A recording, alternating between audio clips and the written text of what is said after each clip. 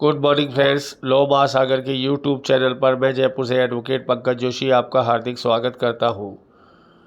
आइए contract act की धारा 23 को डिस्कस करते हैं।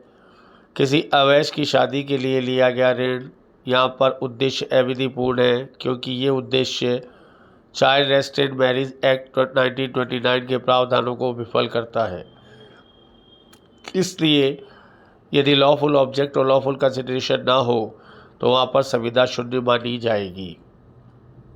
विधि द्वारा निषेध, बिना लाइसेंस शराब बेचने की संविदा शून्य है, क्योंकि ये विधि द्वारा प्रोहिबिट है कि बिना लाइसेंस के शराब नहीं बेची जा सकती। साइटेशन देखिए, वादी को शराब की दुकान चलाने के लिए एक लाइसेंस दिया गया जिसमें भागीदार बनना वर्जित था, फिर भी वादी ने भागीदार बनाया जिसको वर्जित ठहराया गया।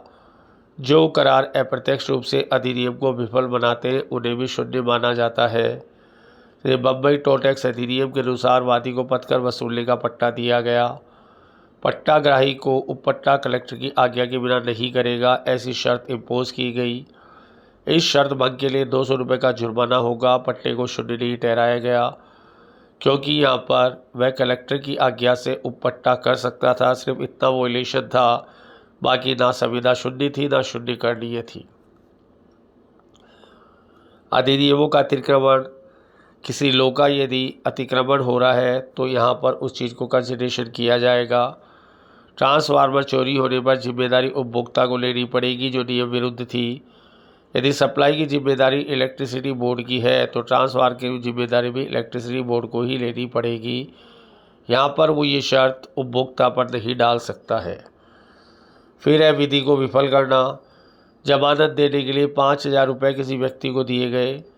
जमानत की अवधि समाप्त होने उस व्यक्ति ने पैसा लेने के लिए बात किया, रुपया लौटाने पर मना कर दिया, क्योंकि इस करार को शून्य घोषित किया गया, क्योंकि विधि के उद्देश्यों को विफल करता है।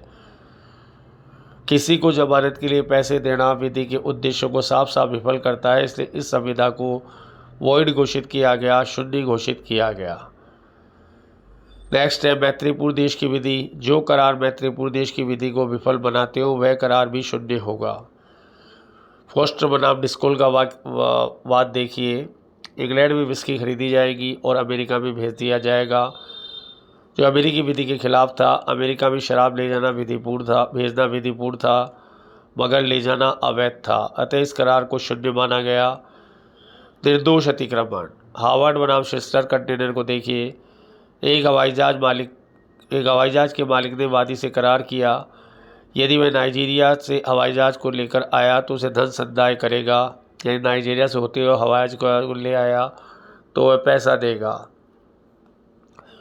नाइजीरिया में जीवन संकट होने के कारण उसने अधिकारियों से आज्ञा नहीं ली और ना ही वहाँ पर अपना हवाई जहाज उतारा। जिस देश में हवाई जहाज उतारा था वहाँ के अधिकारियों ने नाइजीरिया को हवाई जहाज लौटा दिया। वादी धन के लिए वाद लाया गया, क्योंकि उसे वाद लाने का पूरा अधिकार दिया गया, क्योंकि जीवन संकट होने के कारण उसने नाइजीरिया में हवाई जहाज नहीं उतारा। इसलिए यहाँ पर संविदा को शून्य नहीं माना गया, वॉइडेबल या वॉइड नहीं माना गया। कपटपूर्ण उद्देश्य के लिए की गई संविदा शून्य होती है। जब दो पक्षकार के तीसरे पर कपट कराने का करार करे तो अवैध होगा। एक जहाज मालिक ने माल भेजने वाले को सूचित किया कि जिन बैरलों में संतरों का रस भरा है वह बहुत पुरानी और कमज़ोर है, कुछ में रस टपक रहा है। माल सही होने का बिल ऑफ लैंडिंग नहीं मिल सका। जहाज के मालिक ने क्षतिपूर्ति का वचन लेकर उसे बिल ऑफ लैंडिंग दे दिया। जहाँ माल पहुँचा बहुत नुकसान हो गया था। क्रेता ने जहाज के मालिक से क्षतिपूर्ति प्राप्त की। जहाज के मालिक ने प्रेक्षक से क्षतिपूर्ति पाने की कोशिश की। कपट के कारण इस संविदा को प्रवर्तनीय नहीं माना गया, क्योंकि यहाँ पर शुरू से ही जो है कपट को यूज़ किया गया। जब जहाज मालिक को साफ पता था कि यहाँ पर रस टपक रहा है, फिर भी उसने बिल ऑफ लैंडिंग दे दी सही होने की, जो एक कपट था। इसलिए इस संविदा को शून्य माना गया और जहाज का मालिक प्रेषक से कोई भी पैसा प्राप्त ना कर सका। Thank you very much.